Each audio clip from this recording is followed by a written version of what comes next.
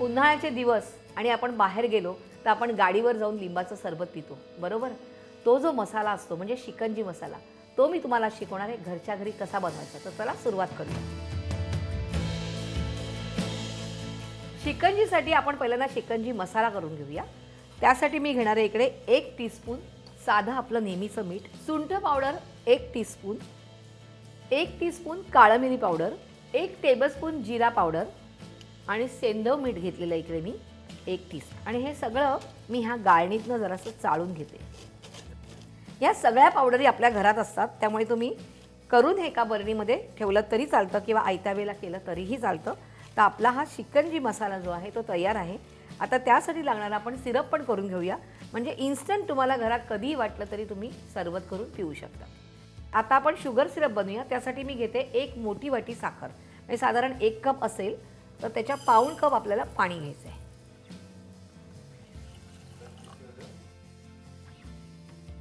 साखर पूर्ण वितळेपर्यंत आणि थोडी उकळी येईपर्यंत आपल्याला वाट बघायची आहे.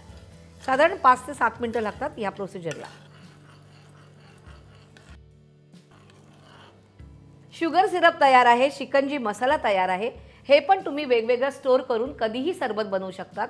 पण अजून एक सोपी पद्धत की शुगर सिरपमध्ये जर हा शिकंजी मसाला तुम्ही घातलात आणि हे कॉन्सन्ट्रेट बनवून ठेवलं तर तुम्ही कधीही वेगवेगळ्या प्रकारचे सरबत बनवू शकता.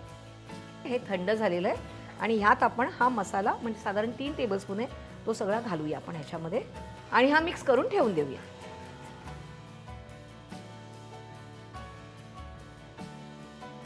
दोन टेबलस्पून शिकंजी कॉन्सन्ट्रेट, 1 टीस्पून लिंबाचा रस,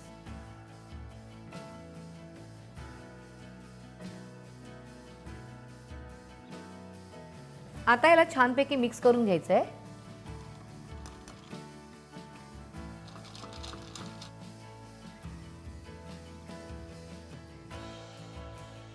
याच कॉन्सन्ट्रेटनी मी बनवणार आहे मँगो शिकंजी.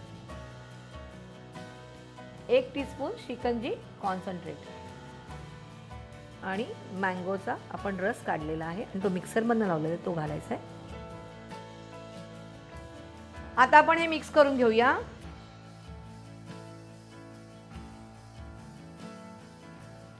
आता तुम्हाला बाहेर जाऊन वेगवेगळ्या प्रकारची शिकंजी प्यायची काहीही गरज नाहीये.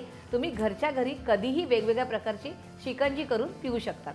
तर कशी वाटली रेसिपी हे मला कमेंट्समध्ये कळवायचं आहे आणि विसरायचं नाहीये लाईक, शेअर, सबस्क्राईब करायला रुचकर मेजवानीला.